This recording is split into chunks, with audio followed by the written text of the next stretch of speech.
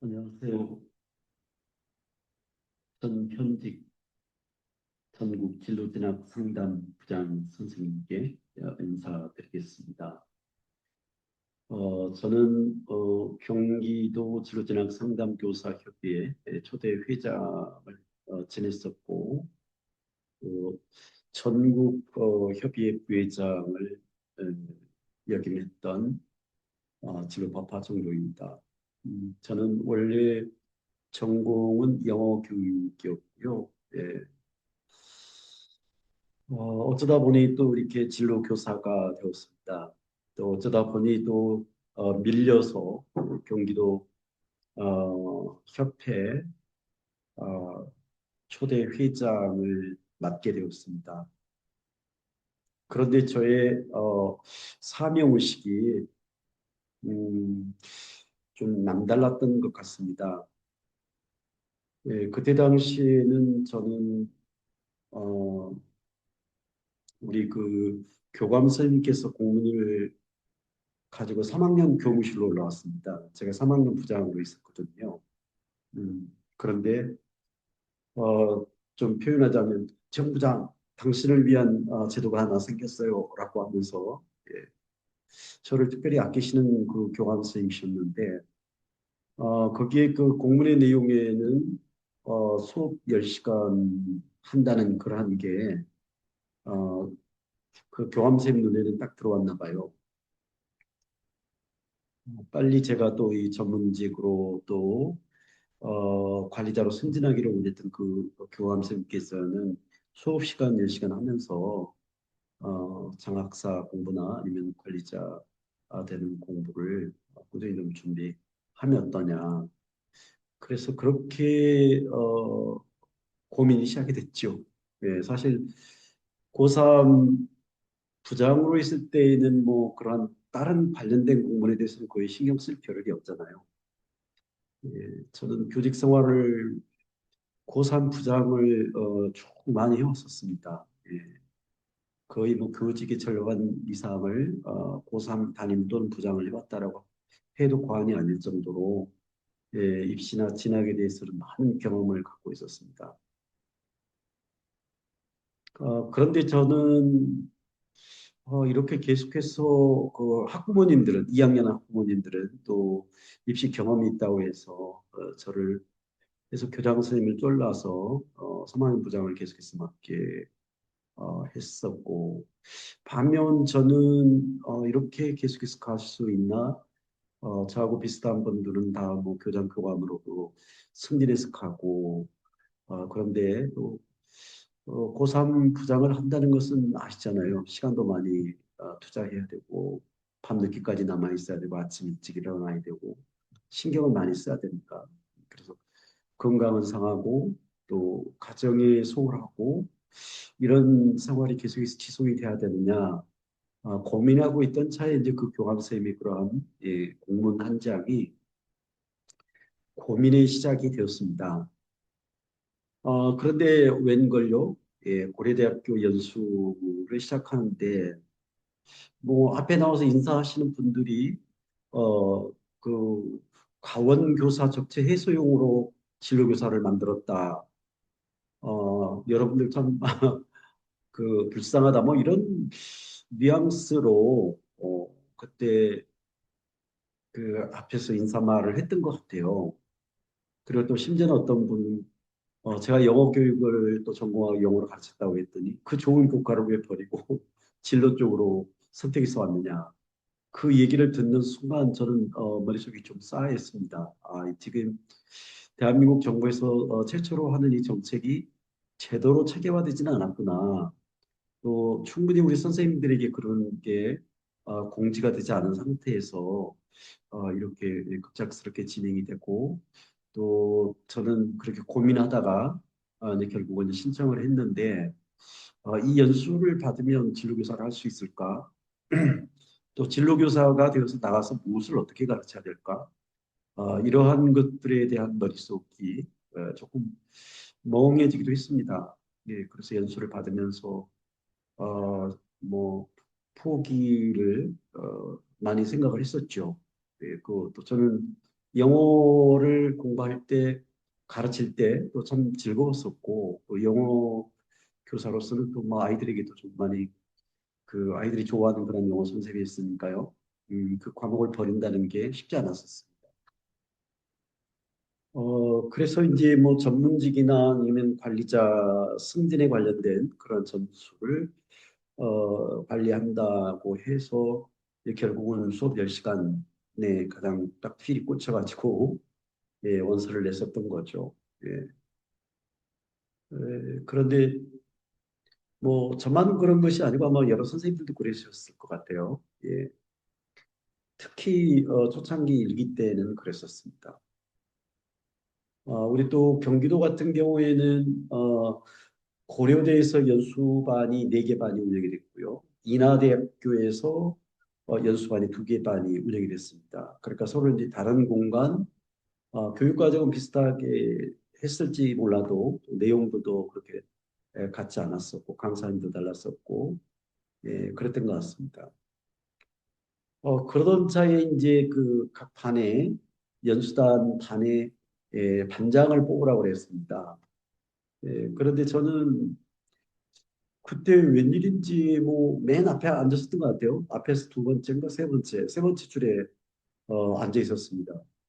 그런데 제 기억으로는 이영대 박사님이라고 하는 분이 계셨어요. 그분이 들어오셔가지고 오늘 이 시간에는 반 대표를 뽑겠습니다라고 하더니 하시고 싶은 사람 손 들어오세요 했더니 아무도 손을 안 드는 거예요. 이제 그러다 보니까 이제 뭐 이영대 박사님도 조금 난감했겠죠. 예, 그러다가 자기 주변을 이렇게 두리번거리더니 저를 딱 지명해서 시키는 겁니다. 아, 선생님이 하시면 좋겠네요 하면서 그냥 하는 거예요. 그래서 저도 뭐 그냥 그 뭐 하고 싶었던 것도 아니었고 아무도 없고 좀 답답하고 빨리 해서 또 연습 시간을 맞춰야 된다는 그런 측면에서 일단 뭐 총무나 뭐 이런 심부름 하는 거야. 얼마든지 할 수 있다 해서 오케이 하게 됐습니다. 그런데 이제 또 반 대표님들의 또 모임을 또 가졌고요. 예. 그래서 이제 그 고려대에서 4개 반장님들이 모였었거든요. 근데 그 중에 한 분도 연세 드신 그 선생님을 예, 그때 3반인가 4반인가 반장으로 생각되는데 연수받다 그만두셨죠. 예, 그래서 어, 그 그만뒀다는 이유도 사실은 그 정책이 좀 타이트하게 짜여진 상태에서 출범이 됐던 것이 아니고 막 여기저기서 들리는 소문에 의하면 좀 불안한 상태에서 사실은 출발이 됐었습니다. 그런데 이제 반장들이 이렇게 모이다 보니까 거기서는 또 누군가는 또 이렇게 좀 주도적으로 해야 되잖아요. 그래서 나이로 봤을 때는 뭐 그 선반반장을 맡았던 우리 손해춘 선생님이 가장 젊고 활달하고 또 그렇긴 한데 또 나이는 나보다 도좀 서너 살 아래인 것 같고 또 제 위로 또 반장님들이 좀 연세가 있으신 분이 있고 그래서 제가 이제 중간에 이제 총무적인 역할을 한다고 해서 사실은 모임을 조금 이제 주도하다 보니까 이제 어떤 경우가 생겼었냐면 그 인하대 반 대표와 그 고려대 4개 반 대표 선생님들이 서로 모여서 한 목소리를 내도록 하자. 경기도 교육청에 그 담당하는 장학사님이 계시긴 한데 그 이제 장학사님에게 뭐 우리 그 연수생들의 궁금한 부분을 물어보면 우리 그것까지는 모른다, 우리 담당 아니다 하면서 이제 그 경기도 교육청에 한 그때 당시에 제가 뭐 찾아가서 문의했던 곳은 한 4군데입니다. 예, 뭐 과직과라고 해서 과학 직업교육과도 갔었고 또 교수학습 지원과도 갔었고 그다음에 또 그 교육정보연구원도 갔었고 또 뭐 그 기타 등등 해서 한 서너 군데를 계속 빙글빙글 돌았습니다. 예, 담당 파트가 없었으니까 교수값 거기도 있고 또 이제 발령을 내야 되니까 예, 인사과도 있었네요. 그래서 그렇게 했었는데 또 인하대 창구 따로 고려대 창구 따로 그러면 이제 혼선이 빚어지니까 우리 반장님들이 모여서 하나의 그 채널을 만들자 해서 이제 모였었죠. 그런데 이제 고려대의 연수단에 또 반장 대표로 또 제가 또 그것도 밀려서 했죠. 예. 저의 봉사 정신을 가지고 좀 총무도 하고 좀 뭔가 도움을 드리겠다고 했었는데 그냥 또 이제 또 분위기상 예. 그 고려대 연수단의 또 대표가 되는 거예요. 그래서 사무국장으로는 소래춘 선생님이셨는데 그 두 분하고 이제 인하대를 찾아가게 된 거죠. 예, 그런데 이 얘기가 잘 안 됐었나 봐요. 저는 이 소래춘 사무국장님이 인하대 팀하고 연락을 했는데 이 날짜에 오면 좋다라고 그렇게 통보를 받았대요. 그래서 이제 둘이 차를 타고 갔었는데 이제 인하대 연수단에 가보니까 뭐 한반은 가버리고 없고 또 한반이 남아 있었어요. 한반이. 예, 그래서 한반 그 반장님하고 만나서 이렇게 인사를 하는데 왠지 표정이나 분위기가 이상한 거예요. 왜 왔냐는 그런 느낌이었었죠. 예, 그리고 가서 이제 고려대 연수단을 대표로 해서 제가 또 앞에서 인사를 했는데 그냥 앉아 있는 선생님들이 그냥 전부 다뭐 분위기가 너무 안 좋은 눈총으로 봤습니다. 제가 그렇게 따가운 눈총은 제가 처음 받아보고 저도 그때 당시까지만 해도 좀그 수줍음을 많이 탔습니다. 앞에 나서기 싫어했고요. 좀 샤이했던 그런 성격이었었는데 왜 내가 이렇게 이 선생님들에게 눈총을 받지? 이제 그런 의문을 가졌습니다. 그렇지만 워낙 지금 우리가 받는 연수 이 자체가 불안 속에서 뭐 발령이 난다 안 난다 뭐 이게 뭐 중간에 없어질 연수다 뭐다 뭐 이런 그 소문들이 많았었어요. 연수가 끝나도 우리 그 경기도교육청에서 예산이 부족해서 발령이 안 난다. 그러면 연수가 다 끝나고 발령이 안 나면 그러면 어떻게 하겠다는 거냐? 과거 과목을 가르치겠다는 얘기냐? 새로운 과목을 가르치겠다는 거냐? 또 가르치면 무엇을 어떻게 가르칠 거냐? 네, 이러한 그 애로사항들이 있었죠. 그래서 어, 저는 뭐 이제 그렇게 나서기를 그렇게 뭐 또 감투스간에 나서는 것을 좋아는 안 했지만 제 성격적으로 봤을 때 내가 속해 있는 그러한 조직은 항상 좀 안정적이고 뭔가 목표와 어떤 비전을 갖고 한 방향으로 나가는 것을 제 성격상 좋아했던 것 같아요. 그래서 지금 이 상태로 있으면 안 되겠다. 어, 내가 나서서 무엇이라도 해야 되겠다. 이제 그런 마음으로 사실은 이제 인하대도 찾아갔고 또 어, 그렇죠. 이제 그때도 제가 뭐 한마디 가서 또 얘기했는데도 그게 고려대 연수 4개 반과 그다음에 인하대 그 연수단 2개 반에 그게 통합이 안 됐었어요. 우리는 경기도잖아요. 경기도 지구재랑 상담소니까 통합이 안 된 상태로 있다가 그때 뭐 이제 그 대전에서 전국 협의회 각 지역 시도 대표단들의 모임을 갖는다고 그때 경남의 허용회 회장님하고 저기 서울의 김종우 회장님과 좀 주선을 했던 것 같아요. 예. 내 기억으로는 우송대학인가 어떤 대학이었던 것 같습니다. 네, 그래서 이제 거기를 갔더니 이제 전국 시도 그 대표단들이 2명씩 왔어요, 2명씩. 예, 그래서 우리 경기도는 우리 소재청 국장 나 그다음에 그 인하대 연수반의 대표성을 갖고 있는 좀전 교감생 출신이었던 김송환 선생님 이렇게 해서 그 세 사람이 내려갔죠. 그런데 이제 각자 두 사람만 시도별로 참여하도록 했기 때문에 우리 소대천 사무국장은 밖에서 차에서 기다렸던 것 같고 김성환 그 부장님하고 저하고 둘이 경기도를 대표로 해서 갔고 나머지도 다 2명씩 왔었습니다. 그래서 한 34명이 모였고요.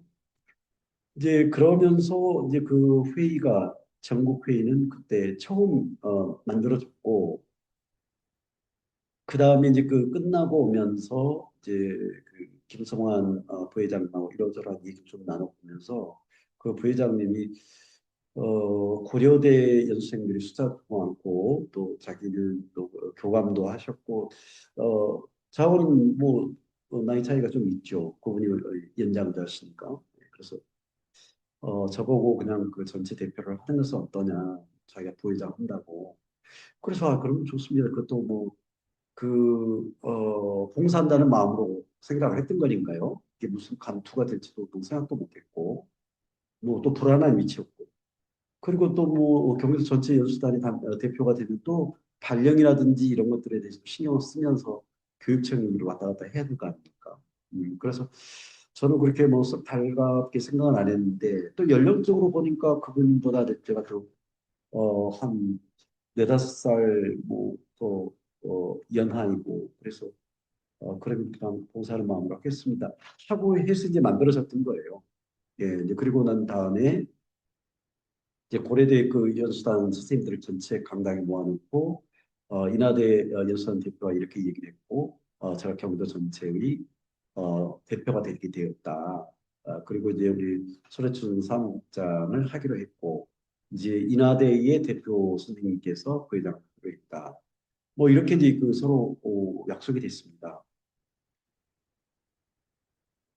이제 그러면서 이제 그 발령 원래 그 도교육청에서 공문에 왔던 발령 수는 뭐 그 해 14명인가 발령된 것으로 경기도 연수단 전체 262명으로 제가 기억하고 있습니다.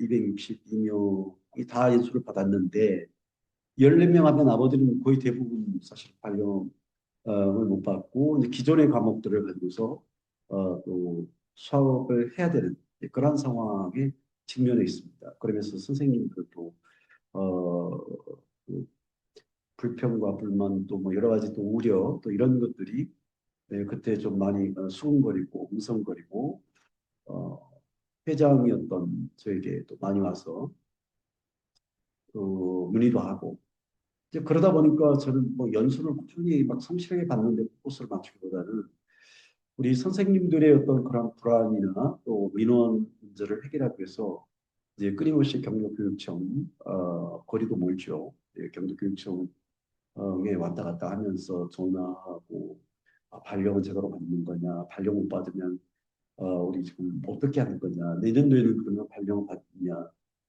그런데 이제 내년도에 그 발령을 받는다는 것은 사실은 불가능하다고 저는 생각했습니다. 왜냐하면 그 우리가 1기고 2기는 320명한테 연수를 시킬 계획이 이미 공문으로 갔었어요. 그리고 뽑는 숫자도 많고 연수가 진행이 되니까. 그렇다고 하면 한꺼번에 500 몇 명을 이걸 발령낸다는 것은 많은 예산도 들어가고 현실적으로 불가능하다. 이제 그렇게 생각해서 올해 꼭 일기는 어떤 수를 써서라도 발령이 나야 된다. 이제 그렇게 결심을 하고 또 임원단들의 의견을 듣고 또 결집해서 교육청에 가서 협상을 한 거죠. 그때 당시에 사실은 이제 우리 전원 발령을 요청하겠다라고 했을 때 뭐 많은 그 지도 선생님들은 뭐 2학기 때 전원 발령이 나면 뭐 내 손가락에 장을 지지겠다 뭐 이런 사실은 비아냥도 많았었어요. 그런데 마침 제가 운이 좋았던 것 같아요. 이제 담당하는 그 윗선의 뭐 장학관이나 과장이나 또 국장이나 또 교육감이나 부교육감이나 이런 분들을 그 인적 사항을 파악해 보니까 저하고 친분 있는 사람들이 있어요. 제가 안양 고등학교에서도 근무하고 안양 공고에서도 근무하고 그랬는데 그 선생님들이 훌륭하신 분들이 많았었죠. 네, 그분들이 그 도교육청에서는 높은 자리에 있어서 개인적인 친분을 가지고 또 찾아가서 좀 요청을 드렸고 좀 특별 예산을 편성해서라도 2학기 때 저는 우리 진로 선생님들을 좀 발령받게 해달라라고 사정을 했어요.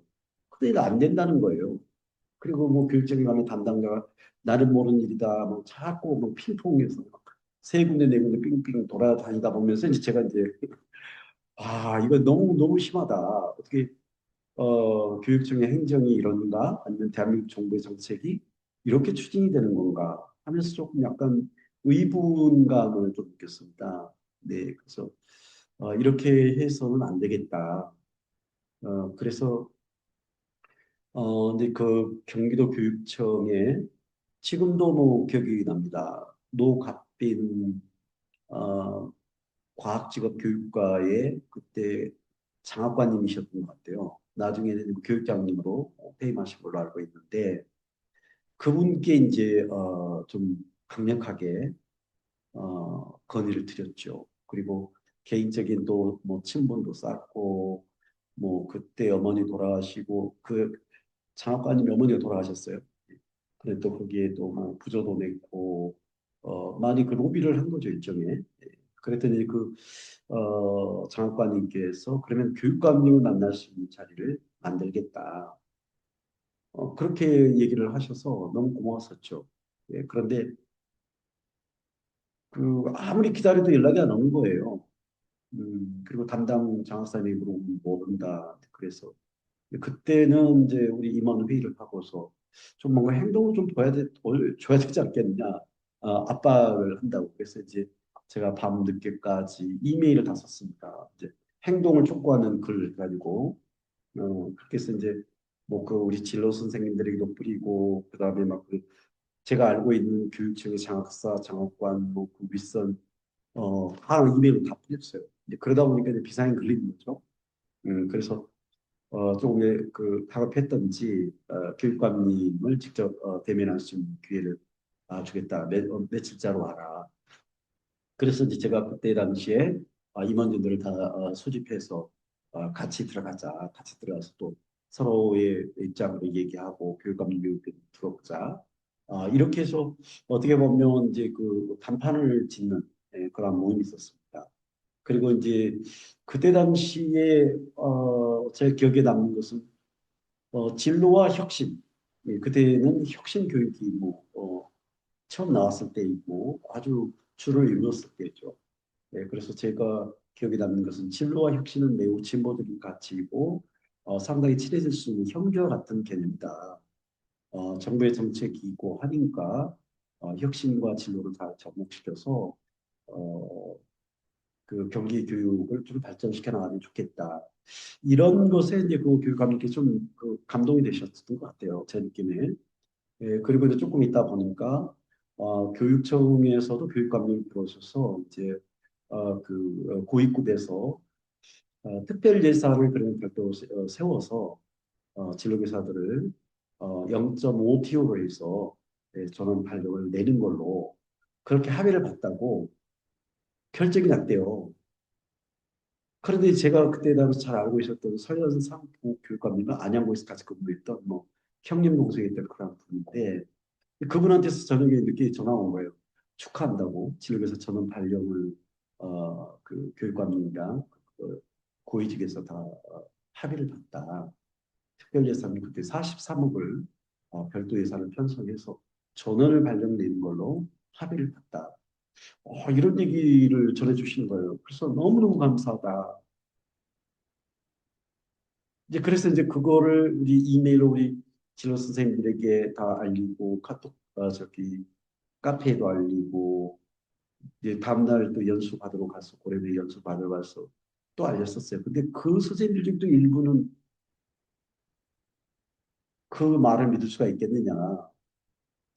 그러면서 뭐 그냥 2학기 때 발령이 나면 뭐 손가락에 장을 지지겠다 뭐 이런 얘기까지 하면서 그래서 그때 조금 속상하긴 했었죠.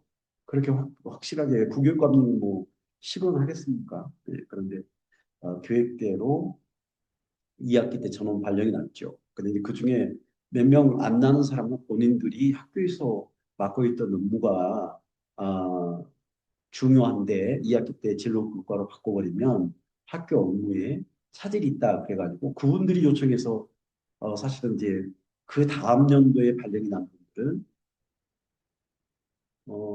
내 기억으로는 뭐 20명 내외였던 것 같아요. 네, 그러니까 전원 발령 났죠. 262명이었으니까요. 전원 발령이 났었습니다. 그러면서 이제 또 2기 320명이 또 중학교 선생님들 중심으로 해서 연수가 시작이 됐습니다. 이게 참 얘기를 하려면 한도 끝이 없고 그렇습니다만 이렇게 했어요. 그리고 이제 2학기 때 발령을 날 때, 이 얘기는 좀 해야 되겠네요. 발령이 날 때 262명을 그러면 어디로 발령을 낼 건가? 그러니까 이제 진로교사 처음 발령을 내는 것이니까, 가급적이면 진로 선생님들의 집 근처로 발령을 내는 게 맞지 않을까요? 그리고 이기 선생님들이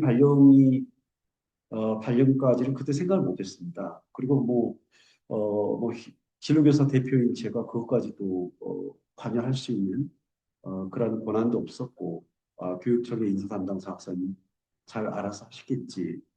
그렇지만 또 지금 진로 선생님들이 자기 집 옆에 있는 학교를 놔두고 30km, 40km 그런 먼 데를 또 이렇게 출퇴근을 하라고 할 수가 없었죠. 그래서 저는 발령이 났습니다. 그런데 이제 이기 선생님들이 320명이 연수를 받고, 그 다음에 이제 발령을 내려고 하다 보니까 이제 우리 320명의 부장님들이 집 근처에 있는 학교를 보니까 대부분 많이 채워져 있었던 거예요. 그래서 어떤 분들은 막 좀 멀리 출퇴근하는 그런 거리로 발령을 받았다. 그리고 또 그럼에도 불구하고 또 2기는 좀 괜찮았어요. 근데 이제 3기는 이제 더 이제 빈자리가 또 없었죠. 그러니까 더 멀리 어떤 분들은 70km, 80km 되는 그러한 지역으로 출퇴근을 하게 됐고 그쪽에 집을 얻게 되었다. 그런 얘기가 있어요. 그래서 그때 당시에 제가 들리는 소문에 의하면 상당히 좀, 어려움이 많았었던 걸로 좀 들었습니다. 그래서 저는 이제 또 그때서야 또 생각하고, 참, 끊임없이 우리 진로 선생님들이 저한테 민원을 엄청나게 많이 왔었죠. 그 민원을, 어, 힘없는 저도 평교사 아닙니까? 그런데 가급적이면 어쨌든 회장이니까, 또, 책임감을 갖고 민원을 가급적 다 해결해 줘야 되겠다라는 그런 사명감과 책임감을 가지고서 계속해서 이제 도교육청과 시도를 했었어요. 근데 그 발령 문제는 또 어떻게 해결할 수가 없더라고요. 그래서 2기, 3기 선생님들에게는 참 미안하다. 상황이 그렇게 된 것이다. 그렇지만 우리 진로 선생님들과 협의회에서 몸을 어떻게 발령을 내달라 그런 얘기는 우리는 어떻게 할 수는 없었다. 도교육청 인사 담당 장사님이 배치한 것으로 생각이 된다. 그렇게 해서 3기까지 발령이 났죠. 그 다음에 이제 또 4학기는 또 연수를 그때 받고 있는 상황이 있어요. 이제 그럼에도 불구하고 이 진로 교사제가 늘 불안한 소리들만 계속 들리는 거죠. 옛날 교도 교사와 같아가지고 조금 하다가 말 것이다. 정보와 컴퓨터 교과가 없어지듯이 진로 교사들도 금방 사라질 것이다. 또 교포자들이 많이 몰려 있는 무능한 집제다. 이런 막 주변에서 소문들이 많았었어요. 그러니까 또 그런 측면에서는 자존심이 강한 제가 또 그거를 참을 수가 없더라고요. 그래서 그런 불안한 소문들을 잠재우기 위해서는 무엇을 어떻게 해야 될까라고 생각하고서 고민하다가 뭔가 법적인 근거를 좀 만들어 놓으면 이 교사제가 좀 오래 가지 않을까라는 생각을 하게 됐던 거예요.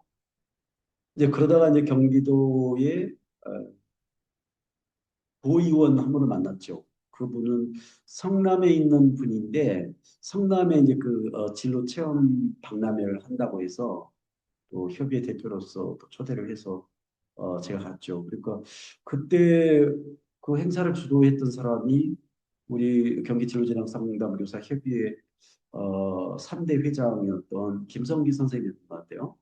그래서 거기 가서 이제 진로 체험 부스도 좀 구경도 하고 있는데 도의원이라고 하는 그분이 이제 저한테 인사를 하고 해서 만났습니다. 그러면서 그분이 이제 제안하기를 그 도의회에서 조례를 만들려고 하는데 진로교육에 관련된 그런 조례를 만들면 어떠냐 그런 제안을 하게 됐던 거예요. 그래서 이제 조례 제정에 대해서 좀 관심을 갖게 됐죠. 그리고 이제 그 도의원께서는 정말 친절하게 진로교육이 정말 중요한 것 같다. 이거 와서 돌아보니까 이거를 좀 조례로 제정했으면 좋겠다. 그래서 이제 그때부터 조례 제정에 관련된 어, 초안을 좀 만들어 달라고 해서 초안을 만들어서 드렸고 또 이것이 조금씩 조금씩 수정 보완이 돼서 경기도교육청 진로교육진흥에 관한 조례가 완성이 됐었죠. 그런데 이제 그때는 우리 진로진흥 상담소 협의회와 경기도는 한 1200명 정도 됐었죠. 그러니까 이제 교사 단일 조직으로서는 상당히 거대한 조직이 돼버린 거예요. 그리고 또 저를 중심으로 해서 우리 진로 선생님들이 초창기에 불안한 상황이 있다 보니까 많이 결집했고 또 단합이 많이 됐었죠. 그리고 이제 그 가르치는 교육 콘텐츠, 교재, 교과서, 정보 공유 그런 차원에서 각 지역에서 한 달에 한 번씩은 정기적으로 모였습니다. 네, 그때 우리 지도 선생님들의 모임의 열정은 매우 뜨거웠었고 서로 뭐 자매처럼 형제처럼 그렇게 친하게 연수도 600시간 같이 받았겠다. 또 뭐 가르치는 부분도 같겠다. 또 같은 지역에 또 있겠다. 고민도 같은 고민을 갖고 있겠다. 그러니까 상당히 많이 친하게 지냈었습니다. 어, 이제 그러던 차에 이제 진로교육진흥 조례를 발의했고 그 의원님이 이제 발의했고 하는데 자꾸 이제 그 도의회에서 제동이 걸리는 거예요. 그러니까 나중에 이제 봤더니 그 의원님이 교육위원회 소속이 아니었었어요. 그때 기억으로는 환경인가 뭐 그런 쪽에 소속이었는데 그분이 이제 그 교육 쪽에 이제 조례를 발의한다고 하니까 교육위원님들이 이제 반대를 했던 것 같아요. 그래서 이제 또 우리 조평호 의원님이나 뭐 최창희 의원님이나 이재삼 의원님이나 이런 분들 찾아가서 로비를 했죠. 예, 그래서 진로교육진흥 조례가 꼭 필요하다. 이제 그랬는데 이제 그거를 그 혁신교육청이었던 경기도교육청에서는 이제 반대를 한 거예요. 이 진로교사들도 이렇게 막 단합하고 하는데 제 추측이 그래요. 예, 세력화되면 안 된다. 또 조례 같은 것도 만들어서 그리고 힘을 실어주면 어렵다. 그래가지고 그때 이제 교육청에서 자꾸 이제 거부를 했던 거죠. 그러면 또 그 교육청과 친분을 갖고 있었던 이제 그 교육위원님들이나 이런 분들은 또 교육청의 입장을 또 투순한다고 해서 계속해서 발목을 잡고 반대를 했었어요. 그러다가 이제 그걸 가지고 계속해서 갈등을 하고 뭐 옥신각신하고 뭐 별별 의원님들을 다 만났네요. 그때 교육위원님들. 근데 결국은 최종 그 교육위원님들이 그 통과를 안 시켜줬어요. 그래서 저는 좀 많이 화가 났던 거죠. 그래서 그런 그 문제 때문에 교육감실의 비서 뭐 한정희 비서라든지 지금도 기억이 나는데요. 뭐 송연섭 비서하고 통화를 했던 것 같아요. 근데 그 양반이 좀 태도가 좀 젊은 사람인데 교육감 비서실에 있다고 해서 조금 약간은 그 예의 바르지는 않았던 것 같아요. 예.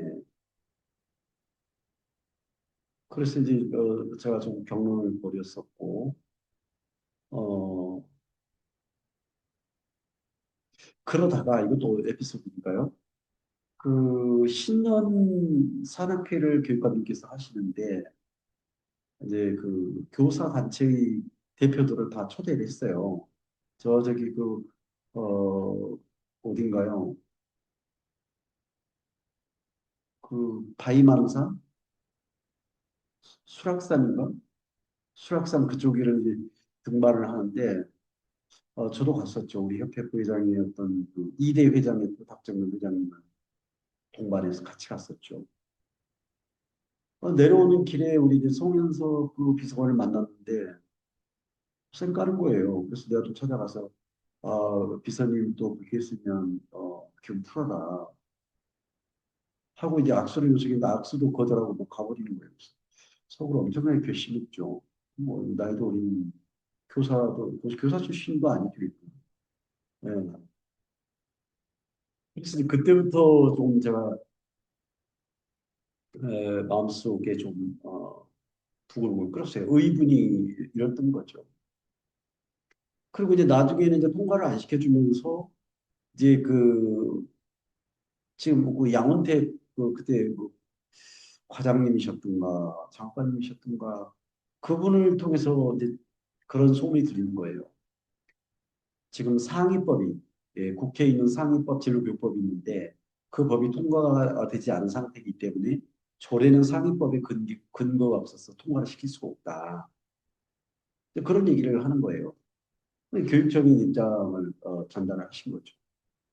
그래서 제가 그러면 지금 국회에 계류되어 있는 등록교육법을 알아봤더니 뭐 교육부 가운데서는 지금 14번째 어젠다로 이렇게 리스트가 되어 있대요.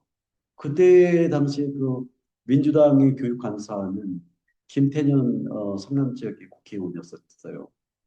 그분이 또 이렇게 운이 좋게도 어떻게 보면 순천고등학교 저희 1년 후배였었습니다.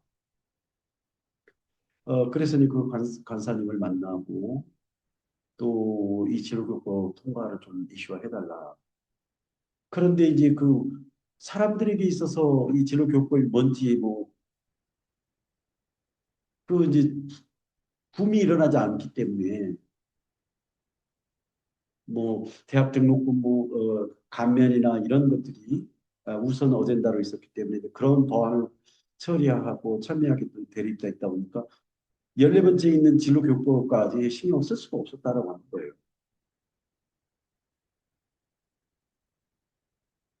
그래서 이게 붐업을 시키기 위해서 국민적 공감대를 일으키기 위해서는 뭘 어떻게 해야 될까? 저는 이제 끊임없이 이제 문제 어, 그 해결 능력에 관련된 부분은 제가 좀 있는 것 같아요. 제 스스로 생각해도. 그래서 그러면 상위법이 지역교육법을 통과를 시키는데 국민적 공감대 형성이 안 돼 있어서 그렇다라는 얘기를 듣고 그러면 어떻게 이걸 공감대를 만들 것인가 고민하고 있던 차에 그때 이제 마침 2014년 6.4 지방선거가 예정이 돼 있었습니다. 텔레비전 매스컴에서는 뉴스로 계속해서 그런 것들이 나오고 그래서 TV를 보다가 얼핏 머릿속으로 스쳐 지나가는 게 있었어요. 아, 선거를 좀 활용해 보면 어떨까? 이제 이런 생각이 좀 들었던 거죠. 그래서 이제 선거를 활용해 보자라고 하는 이제 그것은 교육감이 될 분들 캠프에 가서 정책 제안도 할 수도 있고 그렇게도 할 수 있었지만 그렇게 가지고는 들어주지도 않고 경기도에 수백의 단체들이 있을 텐데 우리 진로 교사의 어떤 그것만 들어줄 수 있겠느냐. 그리고 마침 또 교육청의 비서관을 비롯해서 교육청과 또 제가 좀 그렇게 개인적으로 감정이 또 관계가 편하지 않았어요. 그래서 이제 의문을 품고 있다가 자 그러면 저는 아무리 생각해도 혁신교육을 찬성하고 지지하고 또 앞장서서 추진했던 사람인데 혁신교육에는 특별한 게 없어요. 콘텐츠가 없는 거죠. 시스템은 좋아요. 바꾸자. 근데 무엇을 어떻게 바꿀 것인가? 라고 하는 구체적인 내용들이 나와 있지 않았었습니다. 그런데 우리가 600시간 연수를 받고 현장에서 아이들을 가르쳐 보니 옛날 영어 수업할 때는 아이들 수업 끝나고 박수 치는 애들이 없었어요. 근데 진로 수업을 하고 끝날 때는 아이들이 뭔가 좀 카타르시스가 있었는지 막 박수도 치고 그래요. 예, 그래서 자, 그러면 혁신교육과 우리 진로교육과 한번 당당하게 한번 선거를 통해서 겨뤄볼까라는 이제 그런 창의적 상상력이 제 머리를 스쳤던 거죠. 그런데 이제 머릿속으로 계산해 보니까 진로교육이 진학도 있고 입시도 있었고 고입도 있었고 또 학습에 관련된 것도 전부 다 진로의 영역이니까 그래서 상당히 국민적인 공감대를 불러일으킬 수 있을 것 같고 그렇게 생각해서 이제 경기도 진로전학 상담교사 협의회 초대 회장님들 임원진들을 다 모아놓고 얘기를 했었죠.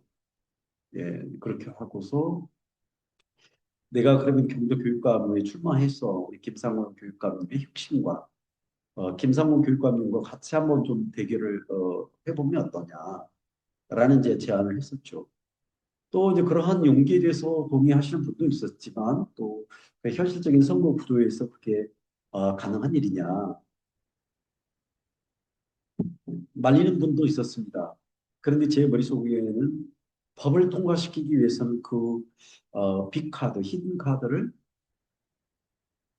쓸 수밖에 없었다라는 이제 그 결론이 이렇게 됐어요. 또 저도 이제 선거에 대한 경험은 없지만 좀 이렇게 자료를 조사해 보니까 선거의 후폭풍 떨어졌을 때 낙선되었을 때 당하게 된 그러한 고생은 상상을 초월합니다. 특히 경기도와 같이 대한민국 4분의 1이 넓은 광역 지역에서 하는 것은 그래서 고민을 한 거죠. 돈은 엄청 들어가는 거죠. 그때 한 43억 선거비를 쓸 수 있었던 그런 거고 또 공탁금은 5천만 원을 내야 되고 제가 쓸 수 있는 것은 뭐 다른 게 없지 않습니까? 일단 퇴직금을 일시금으로 받아서 연금을 일시금으로 받아서 성공사금을 쓸 수밖에 없었습니다. 이제 그러다 보니까 저도 고민을 많이 했었죠. 고민을 많이 하면서 저는 교회를 다니니까 새벽마다 가서 또 기도하고 하나님 어떻게 해야 되겠습니까? 이거는 법을 통과시키는 것은 우리 아이들의 미래를 위해서는 반드시 필요할 것 같고 선생님들의 인권 보장이라든지 이런 것들을 위해서는 어, 좀 필요한 것 같은데 제가 돈이 없습니다. 하나님. 이게 나간다고 하면 계란으로 바위치기 아니겠습니까? 이제 그렇게 해서 고민하다가 이제 51대 49였죠. 미루다 미루다 51대 49. 다른 후보들은 뭐 2월 초에 막 그 예비 후보 등록도 하고 그러는데 저는 예비 후보 등록을 4월 1일자에 했었어요. 6월 4일 날 선거가 있는데 그러니까 두 달밖에 못했다는 얘기죠.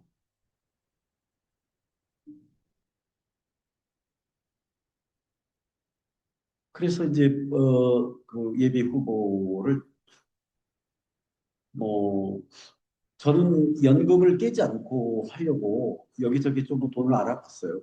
근데 돈 1,000만 원이 예비 후보 등록금 1,000만 원이거든요.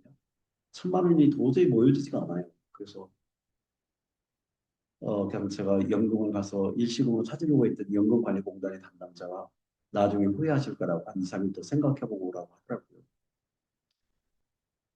그런데 이제 뭐 판은 벌려져 있지 또 방법이 없었습니다. 그래서 그냥 연금을 일시금으로 받았죠. 그때 2억 3천을 받았죠. 2억 3천을 받아가지고 꿀타임 선거 자금을 다 써버렸는데 그거는 또 부족했죠. 전체 들어갔던 막 펀드 후원금 이렇게 모아서 우리 뭐 친인척 이 딸딸 걸어서 모았던 것이 그때 한 6억 정도 됐던 것 같아요. 6억. 네. 우리 진로 선생님들은 뭐 선거가 진행이 되니까 전부 다 공무원 신분에 다 열중 하고 있어버리고 선거법에 걸린다고 해서 아무것도 못했었죠, 사실은. 저의 친척, 우리 형님, 우리 누님, 뭐 우리 형제들이 많이 고생을 했습니다. 그뭐 빚도 갚지도 못했죠. 뭐 그분들한테 몇 천만 원씩 한 형님은 5천만 원, 또 3천만 원, 2천만 원, 거의 1억 이상을 우리 형제들에게 받았었습니다. 지금 생각해보니까 참 억장이 무너지네요.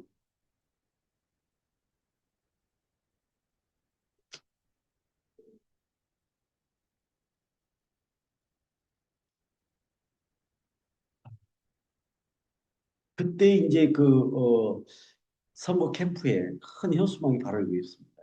여기 보이시죠? 진로교육 조례 제정, 진로교육법 통과 촉구.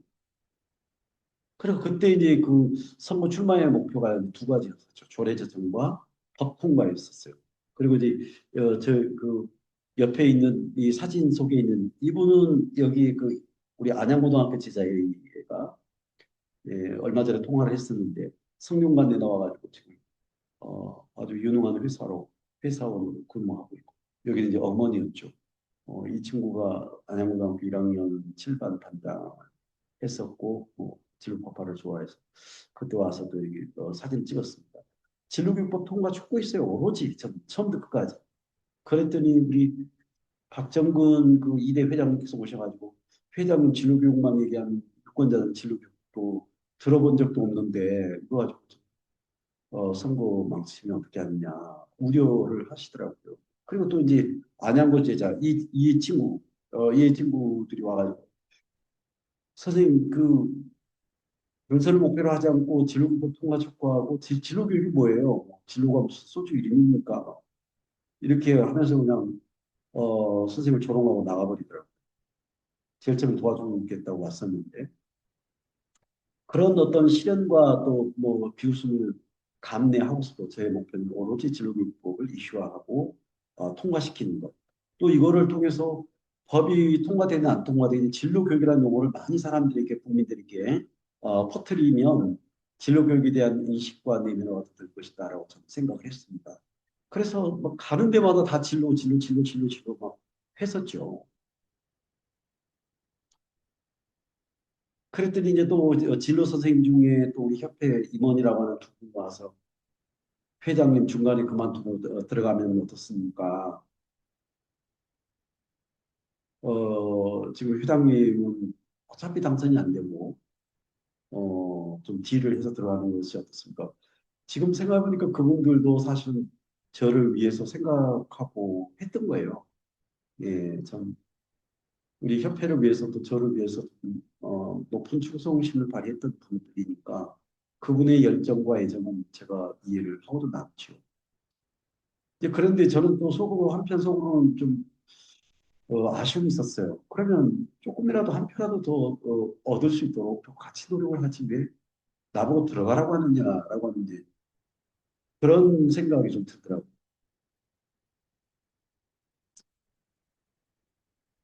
그래서 이제 끝까지 들어가지 않았었죠. 그리고 4월 16일 날 세월호에 어, 그 아픈 어, 일들이 또 벌어지게 됐고 또 진로 그 뭐 교육뿐만 아니라 교육감성 뭐 지자체성 뭐 지선이 그냥 완전 세월호의 그 아픔 속에 완전 묻혀버린 거죠. 그런데 그때 당시 좀 신기했던 것은 이게 무슨 운명의 장난인가 장난의 운명인가 모르겠지만 평교사 출신이 제가 그 주말에 했는데 늘 여론조사에서 2등이 나왔어요. 신문에 보면 지금도 뭐 그 기사들이 다 있죠. 2등이 나오니까 이게 선거비 보조는 받을 수 있겠지. 뭐 그러면서 충분히 이제 우리 진로 교육 이슈화시키고 나중에 법 통과시키는데 라고 해서 조금 이제 그 안심을 했었죠. 그런데 이제 또 그 선거 캠프에 뭐 그 우리 지도부장님 중에 몇 분이 와가지고 막 그 후원금 막 걷어줄 것처럼 그렇게 얘기를 또 해서 저는 많이 고마웠고 기분 좋았었죠. 근데 실제로 그냥 한 푼도 걷지도 안 했었고 또 우리 캠프에서는 또 그런 어, 긍정적인 뉴스를 제가 그냥 퍼뜨리지 말았어야 되는데 미리 그냥 그 캠프에 있는 실무진들이 이제 그런 얘기를 했어요. 또 우리 협회 임원진들이 와서 또좀 후원금을 받으실 것 같은 그런 말을 했다. 그랬더니 이제 그 우선 급한 쪽으로 또 이제 그 캠프에 남아있는 그 저희 퇴직금죠. 예, 그거를 막 이제 써버린 거예요. 근데 나중에 그 돈은 남아있었던 거는 다른 쪽에 써버렸고 들어오지는 않아. 그러니까 이제 선거 막바지에 그뭐한 선거 본선거일 때 한 2주죠. 예, 5월 15일 정도 선거에서 본선거인데 그때는 이제 캠프에 돈이 다 떨어져 버린 거예요. 그래서 현수막도 못 걸었고 아무것도 못 걸어버리고 그래서 올스톱하고 있었던 상황이었었습니다. 그래서 그냥 저는 계속 기도만 했죠. 뭐 제가 바깥에서 명함 돌리고 있는데 그 캠프에서 사무장이라는 분한테 이제 전화가 왔어요. 부모님 지금 뭐 캠프에 돈이 없습니다. 그래서 점심 먹을 돈도 없다고. 그 얘기를 들은 순간 막 제가 눈물이 핑 도는 거예요. 내가 왜 이 일을 해야 되느냐.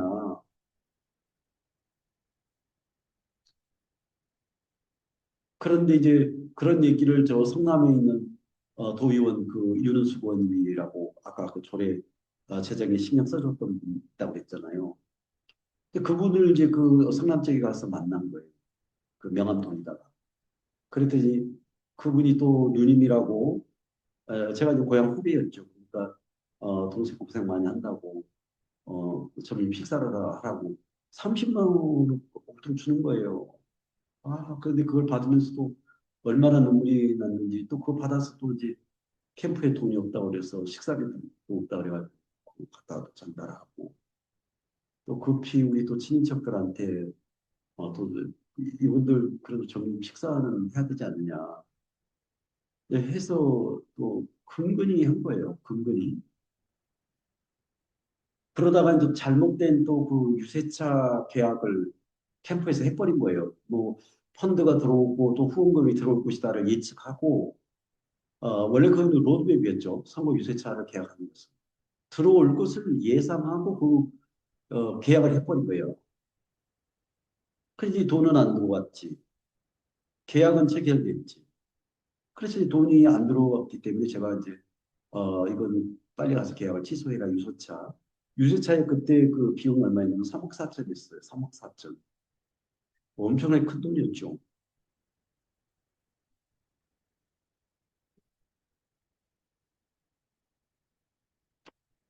그거 생각하니까 좀 가슴이 몽롱하네요.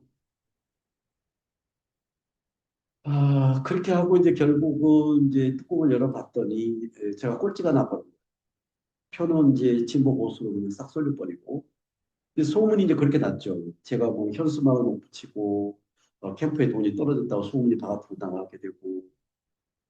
그러니까 이제 막 여기저기서 저한테 전화가 오는 거예요. 후보 사퇴했냐. 현수막도 안 붙여있지. 뭐 아무것도 뭐 그 유세차 그 업체는 계약을 했지만 우리가 갚을 능력이 없지. 3억 4천을 어떻게 갚습니까? 그래서 이제 그 유세차 업체 대표로 전화해서 취소해야 된다고 교사 출신이기 때문에 갚을 능력이 없다. 그런데 이제 그쪽에서는 이제 계약을 했기 때문에 취소할 수 없다. 뭐 그래서 이제 이쪽이 강매죠, 강매. 근데 나중에 그분 때문에 얼마나 고생을 했는지 모르겠어요. 그렇게 해서 이제 그 뚜껑을 딱 열었더니 그래도 득표수로는 한 40만 표 나오고 비율로는 퍼센테이지만 8% 나왔어요. 제 기억에는 여론조사 2등이면 제가 뭐 한 20%, 15에서 20% 그래서 선거비는 전액 보조를 받을 수 있을 거라고 생각했죠. 그런데 자금이 떨어지니까 이제 계속 여론조사가 뭐 밑으로 떨어지게 되고 결국 8%니까 선거비 보조는 한 푼도 받지를 못하고 나머지 유세차 그 계기는 완전 빚으로 남아버린 거죠. 빚으로. 그래서 유세차 업체는 나중에 끝나고 이제 저희께 3억 4천을 청구한 거예요. 어떻게 갚습니까? 갚을 수도 없죠. 당장에 뭐 끝나고 난 다음에 직장도 없지, 돈도 없지. 그러니까 우리 먹고 살 것도 없었죠. 그런데 이쪽 끝나고 막 이쪽 저쪽에서 빚쟁이들이 계속 독촉을 하지. 그러다가 이제 유세차 업체가 이제 형사 고발을 해버린 거예요. 저를. 그래서 이제 안산 검찰청에서 이제 자꾸 소환을 해가지고 갚을 능력도 없는데 왜 이 계약을 체결했느냐. 이건 사기다. 그래서 형사고발을 당해서 제가 1심, 2심까지 재판을 받았습니다. 근데 그 재판을 받는다는 것은 사실은 저같이 배짱이 두둑한 사람도 많이 긴장이 되고 떨리더라고요. 그래서 약간 우울증이 왔었어요. 예, 그리고 결국은 이제 검찰청에서는 불구속 기소를 해버린 거예요. 그래서 제가 이제 재판을 어, 1심에서 안산지방법원에서 받았고 2심에서는 수원고등법원에서 두 번을 받았습니다. 그때 우울감, 좌절감, 불안, 공포,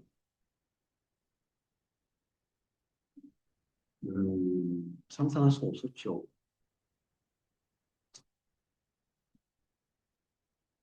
그때 금액이 컸기 때문에 만약에 그게 유죄 판결이 났을 경우는 제가 또 1년 동안 감옥살이를 했어야 되는 상황이었습니다. 뭐 변호사를 살려고 하니 변호사 비용도 없었고 그래서 저는 이제 어쩔 수 없이 재판을 하기 위해서는 변호사가 필요했기 때문에 국선 변호사를 썼어요. 예, 국선 변호사를 썼는데 우리 교회 목사님께서 참 감사하죠. 그러니까 아무튼 진로교육법 통과 이것 때문에 많은 사람들이 고생 많이 했습니다. 우리 목사님이 700만 원을 대주시면서 변호사를 사서 해라. 그렇지 않으면 국선 변호사 30만 원짜리 그건 신경도 안 쓸 것이고 무죄 판결 날 가능성이 많다. 그렇게 해서 너무 감사했었어요. 그리고 또 제 통장에 그 돈이 있으면 또 차압이 들어올 것 같아서 나머지 다 차압 들어와가지고 뭐 아무것도 쓸 수 없었죠. 지금도 차압이 그 뉴욕 주립 때의 월급이 지금 차압이 된 게 또 한 2, 300 있을 거예요.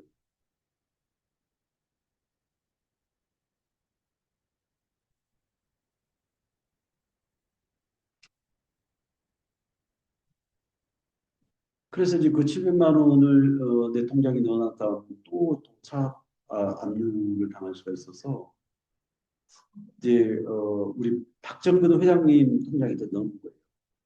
그래서 이제 필요할 때마다 좀 꺼내 달라고 했었죠. 여러분들 이렇게 상상이 됩니까? 지금 바빠 그냥 목숨을 걸지 않았었으면 이런 일을 할 수나 있었겠고 여러분들은 몰랐겠죠, 저는.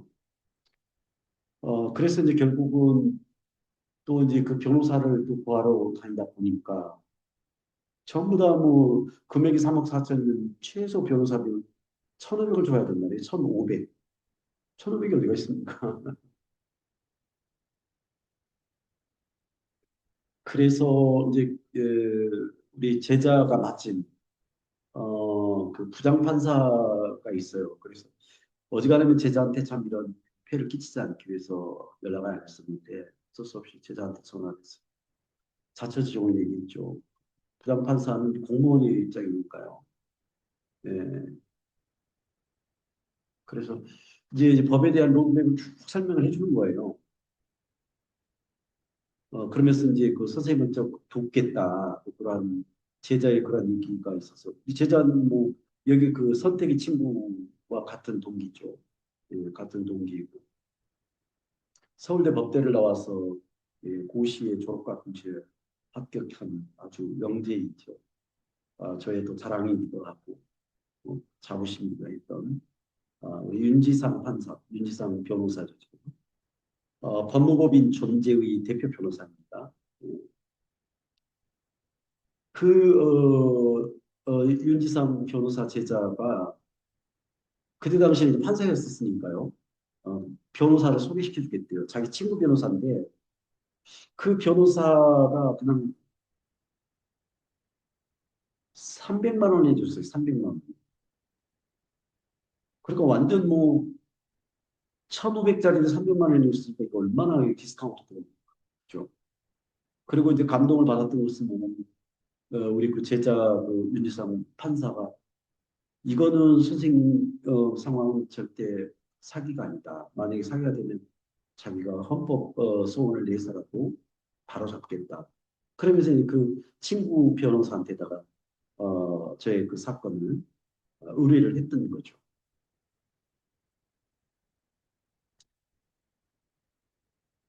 그래서 이제 했는데 재판을 이제 받았죠. 그때 이제 그 저를 기소했던 부부장 검사는 누구였냐면 전미화 검사인가 뭐 그렇게 기억이 돼요. 예, 전미화 검사가 기억이 되고 그때 이제 판사님은 박수키 판사님으로 기억이 돼요. 그래서 이제 결국은 그 재판이 크게 헤게모니는 이제 두 가지였었죠. 하나는 유세차를 우리가 쓸 것처럼 생각하고 어, 능력이 된다고 생각하고 유세차를 갖고 계약서를 체결한 거냐. 근데 이제 마침 그 뒤에다가 그 계약서 뒤에다가 나머지 잔금은 선거비 보조를 받으면 지불을 하겠다라고 이렇게 단서 조항을 달아놨었던 게 있었어요. 이게 하나가 저를 사귄 거죠. 그다음에 두 번째 제가 그때 여론조사가 계속 2등이 나오더라고요. 한 8번, 9번 정도가. 제일 처음에 딱 그 여론조사를 했을 때 3위가 나왔었어요. 그래서 저도 믿기지가 않았었어요. 어떻게 이런 일이 가능할 수가 있는가. 이름도 없는 뭐 일개 교사 출신이. 그래도 갈수록 또 뭐, 여론조사 2등이 나오는 거예요. 그래서 그 여론조사 2등 했던 것들을 또 추격을 해서 제출했죠. 그랬더니 이제 판사님 그 참작한 것 같아요. 아, 저 사람들이 지금 여론조사가 잘 나왔으니까 나중에 15% 이상 투표할 것이 가능해서 그냥 거의 무상으로 임대해 준 것이다. 그리고 이제 그때 당시에는 이제 세월호 사건 때문에 서울의 박원순 시장님이 조용한 선거를 부르짖었어요. 그래서 각 그 캠프에서 그 유세차를 막 방송하고 뭐 하는 스피커나 이런 것들을 그 다 띄워버리고 반품 처리를 많이 했습니다. 그래서 반품 처리로 들어오는 것들을 그냥 마치 좀 선거를 도와줄 것처럼 도네이션 하는 것처럼 그렇게 해서 사기 계약을 어, 했다. 이제 그렇게 해석을 해서 결국 무죄 판결이 났죠. 그런데 또 검찰은 금액이 크다고 해서 또 항소를 했던 거예요. 그래서 고등법원까지 갔는데 결국은 뭐 그리고 그때 그 계약서를 체결을 했던 분이 대행자가 있어요, 대리인. 주로 선거 기간 동안에는 이제 유세차 업체나 이런 사람들은 사장들이 뭐 이렇게 캠프로 돌아다닐 수 없으니까 알바생을 썼어요, 알바생. 네, 그래서 이제 알바생들에게 계약을 따오면 뭐 거기에 전체 금액의 10%. 그러면 이제 우리는 3억 4천, 3,400만 원을 줘야 되잖아요. 근데 안 줘버린 거예요. 그러니까 이제 계약을 체결했던 그분이 증인석에 나와서 미리 어, 그 자기 그 대표 사장님하고 얘기를 했다는 걸 증언을 해준 거예요. 어떤 증언을 했냐면 이 사람은 교사 출신이기 때문에 15% 이상 해서 성업비 보존 못 받으면 다시 받을 수가 없습니다. 불가능합니다. 그 얘기를 했다는 사실을 법정에서 증언해 주는 거예요. 그러니까 이거는 사기가 아니다. 그래서 본인도 알고서 위험 부담을 안고 계약을 체결한 것이다. 이런 논리가 형성이 되잖아요. 그래서 이제 최종 무죄 판결을 받은 겁니다. 그럼에도 그 이후로도 계속해서 뭐 얼마나 또 전화로 협박하고 뭐 저를 괴롭혔는지 모르겠어요. 예, 뭐 가진 용어는 다 하고 저는 또 어찌됐든 간에 또 그분의 입장을 생각하니까 그분의 입장에서 안 됐고 미안하고 선거비를 2%만 더 올렸으면 보전받아서 이런 불행이 일어나지 않았을 텐데 그런 또 아쉬움도 있었어요.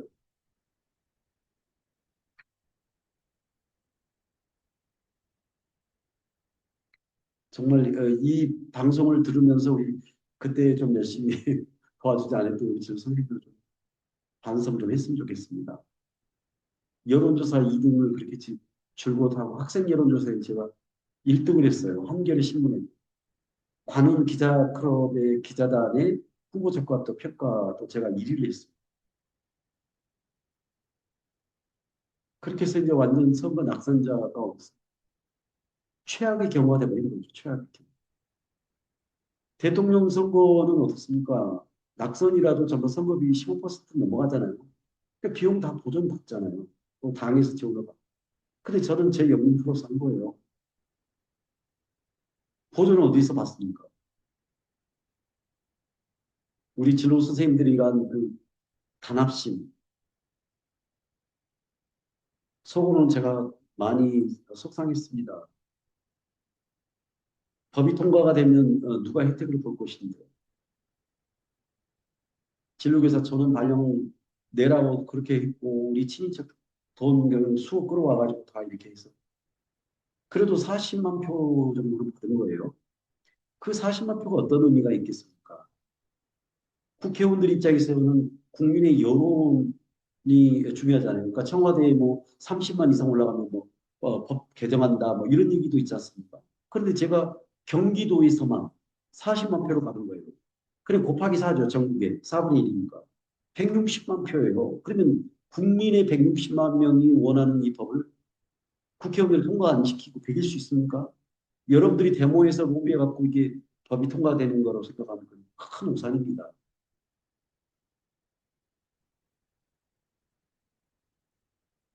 지금 진로교육법이 통과가 됐기 때문에 법의 안전한 테두리 안에서 지금 진로교사제가 안 없어지고 또 여러분들 정년 퇴직하고 연금 받고 그러지 않습니까?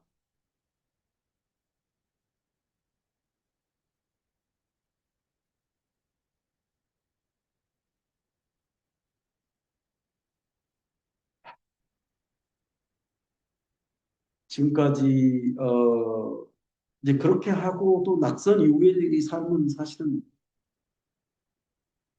말로 표현할 수가 없습니다. 이제 어떤 현상이 벌어지냐면 진로 교사들은 전화해도 받지도 않아요. 그러면서 이제 한다는 얘기는 뭐 그때 출마를 막았는데 뭐 혼자 고집 피우고 나갔다. 이런 소리를 하고 있습니다. 제가 열불이 나죠. 차라리 못 도와줘서 미안하다는 얘기라도 했었으면 좋을 텐데 오히려 이제 나한테 이제 모든 화살을 던지고 진로 선생님들 모임에 가도 전부 다 뭐 나를 무슨 뭐 벌레를 보듯이 그렇게 하고 있어요. 화가 그냥 막 여기까지 이렇게 침으로 올라섰으면 솔직하게. 선생님들이라고 다 우수한 집단이 아니에요. 겁도 많고 그냥 불평 불만이나 많이 해대고 일을 추진하려고 하는 사람은 없고 꼬투리 잡고 비난이나 가고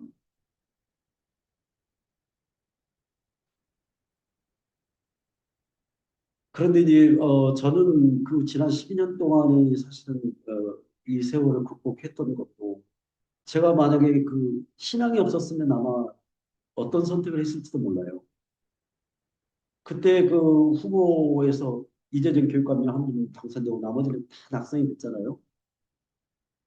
그 중에 한 분은 돌아가셨어요.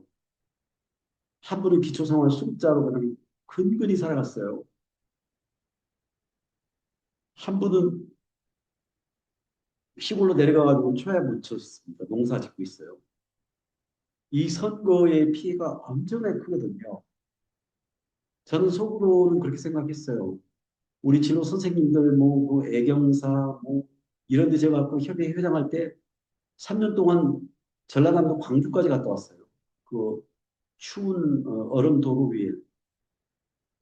그리고 다른 분들은 다 5만 원씩 부족했지만 또 제가 뭐 잘났다고 돈도 없는 사람이 회장이라고 10만 원씩 부족했습니다. 그런 애정을 갖고 경기도 전역을 돌아다니면서 진로 수업 자료 만들고 응? 1박 2일 하면서 CD 굽고 그냥 그 교장 선생님들에게 들어오는 민원 다 해결해주고 그러니까 민원을 해결해주다 보면 언성을 높일 수밖에 없잖아요. 싸울 수밖에 없잖아요. 또. 그러면 이제 교장 선생님이나 또 민원을 어, 담당자는 또 저를 욕을 하는 거예요. 회장이 강성이니 뭐니 어쩌고 저쩌고. 그러면 또 그 얘기가 그쪽으로 또 들어가는 거예요. 그럼 진로 선생님들이 또 돌아서 이제 진로파파 너무 뭐 독재한다, 뭐 강성이다, 교육청하고 관계를 뭐 갈등을 하면 안 된다. 민원을 넣지를 말든지 정말 사실 할 말이 너무 많습니다. 예, 제가 이제 그동안에 이제 이러한 일들을 말씀을 드린 것은 어, 제가 죽지 않고 살아 있었던 것의 가장 큰 원인은 뭐냐면 제가 신앙이 있었기 때문에 그랬던 것 같아요. 늘 새벽마다 가서 울부짖으며 기도하고 살려달라고 하다 보니까 이제 속에 있는 이제 화병이 이제 사라지기 시작한 거예요. 아, 인간이 다 그렇지. 뭐, 이건 나에게 주어진 운명이야. 뭐 어떻게 할 수 없어. 정종이 너 몫에 태인 십자가를 왜 뭐 남에게 지우고 뭐 하늘을 원망하니? 누가 뭐 하라고 해서 한 거야? 내 스스로에 대한 이 자문자답이 생기면서 제가 그게 힐링이 좀 왔습니다. 그래서 지난 10년 동안 거의 새벽 기도에 가서 울부짖고 기도 많이 했어요. 평상시에 신앙이 중요한지 몰랐었거든요. 이제 절망의 상황에 있다 보니까 만약에 신앙이 없었다면 나는 어땠을까? 죽었을 수도 있겠다. 우울증이 왔었고 그랬으니까요. 뭐 당장에 먹을 돈이 없고 뭐 집도 경매로 다 날아가 버리고 뭐 가구들은 다 차압당하고 통장들은 다 압류돼서 아무것도 쓸 수가 없고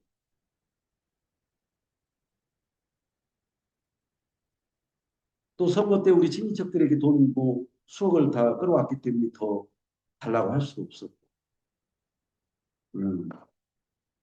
네. 안녕하세요. 예, 오늘은 여기까지 부장님, 하겠습니다. 아이고,